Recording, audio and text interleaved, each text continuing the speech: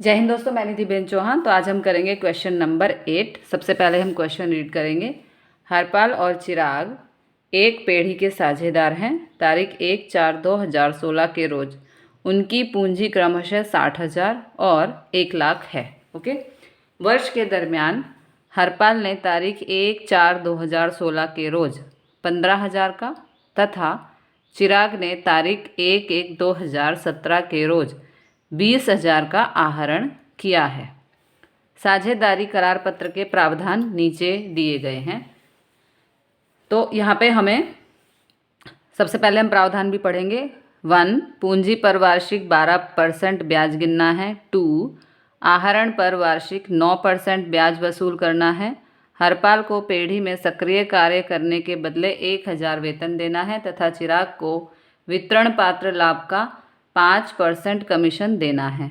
हरपाल ने तारीख 1/12/2016 के रोज पेढ़ी को 30,000 की लोन दी है। साझेदारी करार पत्र में लोन पर ब्याज के संदर्भ में कोई उल्लेख नहीं है।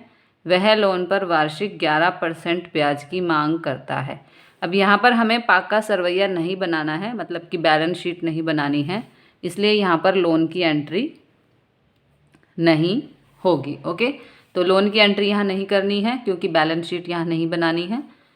तारीख 31/3/2017 के रोज पूरा होता वर्ष का उपरोक्त प्रावधान करने से पहले का और हरपाल की लोन पर ब्याज गिनने के बाद का पेढ़ी का लाभ 79,400 है।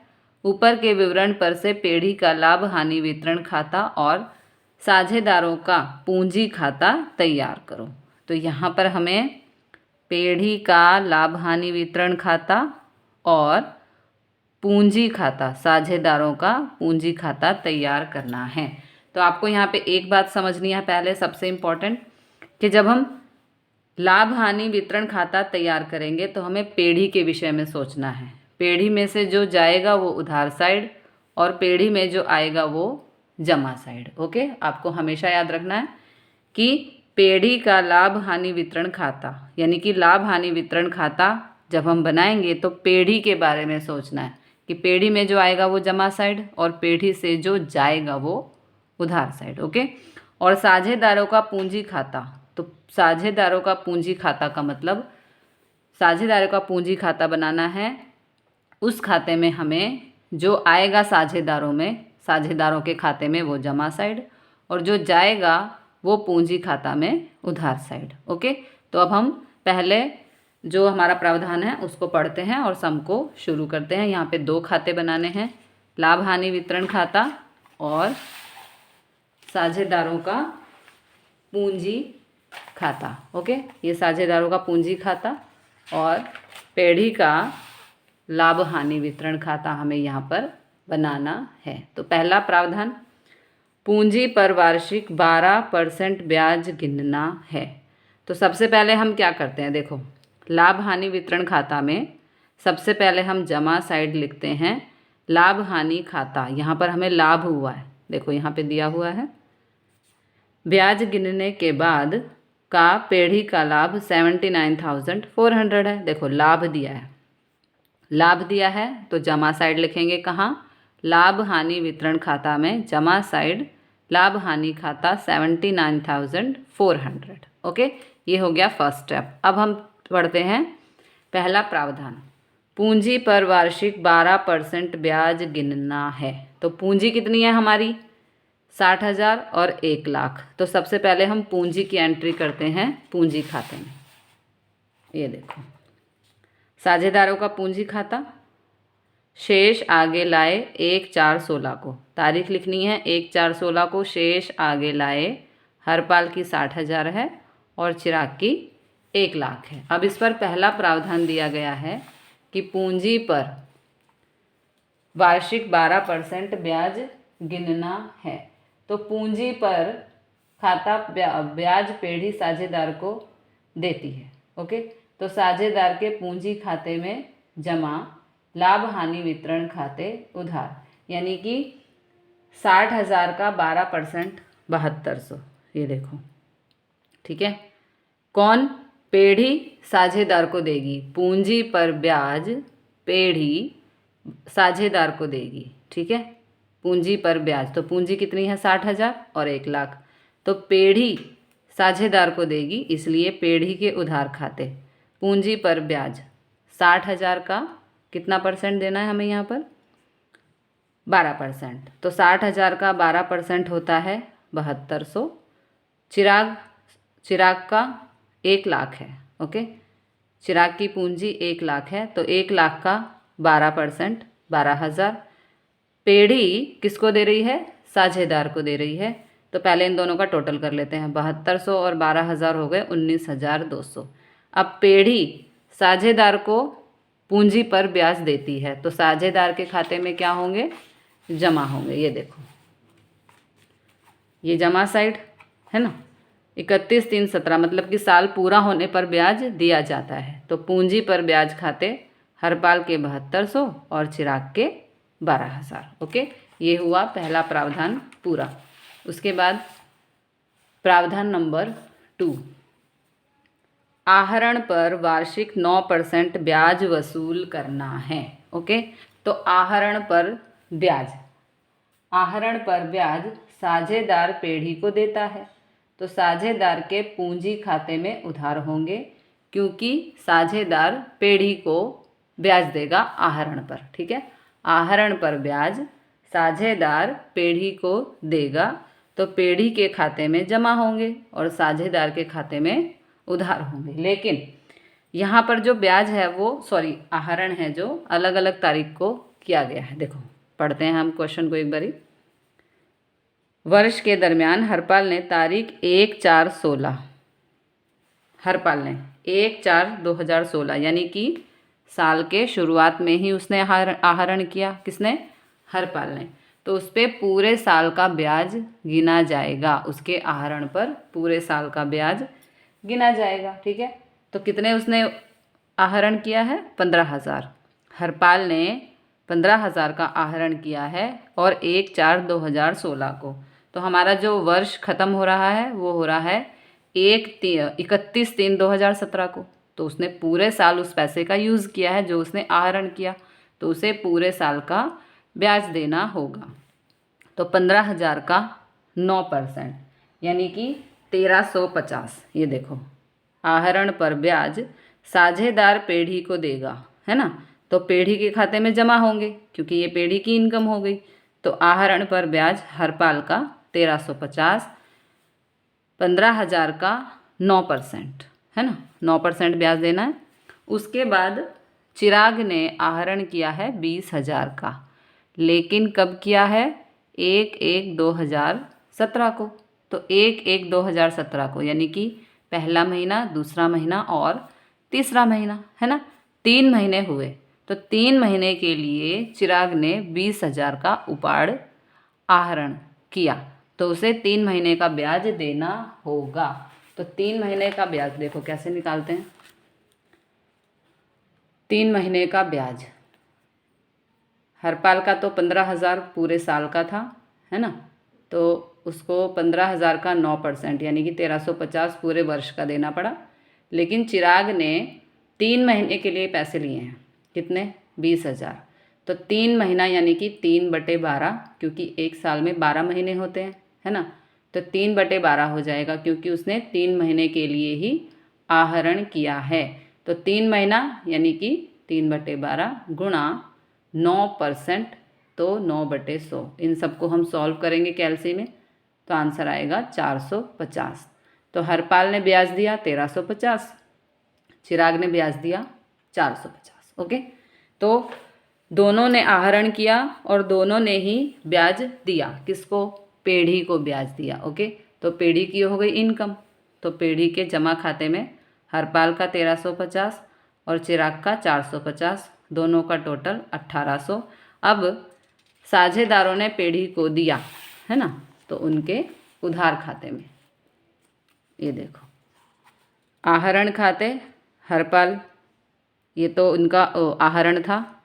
आहरण खाते 1/4/16 को हरपाल ने 15,000 आहरण किया और 1/1/17 को चिराग ने 20,000 का किया।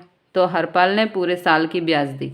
आहरण पर ब्याज खाते 1,350 और चिराग ने 3 महीने की ब्याज दी 450। ठीक है, तो साझेदारों ने पेढ़ी को ब्याज दिया है, इसलिए साझेदारों के उधार तरफ होगा, क्योंकि साझेदार दे रहे हैं, उनके खाते से जा रहा है। कहाँ जा रहा है? पेढ़ी में जा रहा है। तो पेढ़ी की इनकम हो गई और साझेदारों का खर्चा हो गया ब्याज। ओके, उसके बाद नंबर 3, प्रावधान 3, हरपाल को पेढ़ी में सक्रिय कार्य करने के बदले 1000 वेतन देना है। देखो, मासिक 1000, ध्यान देना है यहाँ पर, मासिक 1000, यानी कि हरपाल मेहनती आदमी है और उसने काम किया है, तो इसलिए हरपाल को मासिक 1000 का वेतन दिया जाएगा। मासिक 1000, तो साल का कितना हो गया? 12000, है ना। तो पेढ़ी साझेदार को दे रही है ना, तो पेढ़ी साझेदार को देगी, तो पेढ़ी के खाते में उधार होंगे। ये देखो, वेतन खाता हरपाल 12000, एक महीने का 1000, तो 12 महीने का 12000। अब पेढ़ी भागीदार को साझेदार को दे रही है, पार्टनर को दे रही है, तो उसके खाते में जमा होंगे। ये देखो, वेतन खाते 12000 हरपाल। ओके, साझेदार को कुछ भी मिलेगा तो उसके खाते में जमा होगा। तो वेतन खाते 31/3/17, 12000 हरपाल के खाने में। नेक्स्ट क्या दिया है? तथा चिराग को वितरण पात्र लाभ का 5% कमीशन देना है। ओके, तो कमीशन देना है यहाँ पर किसको? चिराग को। और किसका देना है, इसको हमें ध्यान से पढ़ना है। देखो, वितरण पात्र लाभ का, तो वितरण पात्र लाभ हमारा क्या होगा, पहले हम वो समझते हैं। देखो, वितरण पात्र लाभ क्या होता है? पहले लाभ हानि वितरण खाता का जमा साइड का टोटल करेंगे, तो 79,400 प्लस 1800, 81,200 आएगा। ठीक है, अब 81,200 को यहाँ लिखना है और यहाँ भी लिखना है, यानी कि उधार साइड भी लिखना है। ओके, तो अब क्या करेंगे हम? देखो, अभी तक हमारी 2 एंट्रीज थी यहाँ पर, 19,200 और 12,000। तो हम क्या करेंगे, 81,200 में से 19,200 और 12,000 को कर देंगे माइनस। तो 19,200 प्लस 12,000 कितने होंगे? 31,200। ठीक है, 19,200 प्लस 12,000 होंगे 31,200। 31,200 को 81,200 में से माइनस करेंगे तो हमारा आंसर आएगा 50,000। तो जो ये 50,000 आया है वो है हमारा वितरण पात्र लाभ। एक बार दोबारा समझते हैं, वितरण पात्र लाभ कैसे फाइंड करते हैं। देखो, लाभ हानि वितरण खाते की जमा साइड, उनका टोटल करें, 79,400 और 1800, टोटल आया 81,200। यहाँ भी 81,200 लिखो, यहाँ भी लिखो। ओके, 81,200। अब 81,200 में से 19,200 और 12,000 को करेंगे माइनस, तो 19,200 प्लस 12,000 होंगे 31,200। 31,200 में से 31,200 को माइनस करेंगे 81,200 में से, तो आंसर आएगा 50,000। जो 50,000 है वो है हमारा वितरण पात्र लाभ। तो चिराग को वितरण पात्र लाभ का 5%, यानी कि 50,000 का, लिख के बताऊँ, 50,000 का 5% देना है कमीशन। किसको? चिराग को। तो 50,000 का 5% होता है 2500। ठीक है जी, तो ये 2500 हो गया हमारा कमीशन जो पेढ़ी चिराग को दे रही है। कितने? 2500। वितरण पात्र लाभ का 5%, तो वितरण पात्र लाभ हमारा आया 50,000, उसका 5% हमने निकाला तो आया 2500। ठीक है, तो 2500 हो गया कमीशन खाते चिराग। अब पेढ़ी चिराग को दे रही है 2500, तो चिराग के खाते में जमा होंगे, है ना। ये देखो, 31/3/17 कमीशन खाते चिराग 2500। ठीक है जी, अब कमीशन भी हो गया। अब 50,000 में से 2500 को करो माइनस, तो आंसर आएगा 47,500, जो कि है वितरण पात्र लाभ। तो यहाँ पे हमें दिया नहीं गया कि किसको कितना लाभ मिलेगा। 2 साझेदार हैं लेकिन ये नहीं बताया कि किसको कितना लाभ देना है। तो जब नहीं बताया, कोई प्रमाण नहीं है, इसलिए 47,500 चिराग और हरपाल को बराबर बराबर पे किए जाएंगे। ठीक है, यानी कि 47,500 को 2 से भाग कर दो तो आंसर क्या आएगा? 23,750 हरपाल को मिलेंगे और 23,750 चिराग को मिलेंगे। अब ये लाभ साझेदारों को मिल रहा है तो उनके खाते में जमा होगा। ये देखो, लाभ हानि वितरण खाते 23,750 हरपाल के और चिराग के भी 23,750। तो यहाँ पर हमारी सभी एंट्रीज हो चुकी हैं। अब हम करेंगे टोटल, साझेदारों का पूंजी खाता का हम करेंगे टोटल। ठीक है, तो पहले हरपाल का करते हैं जमा साइड का।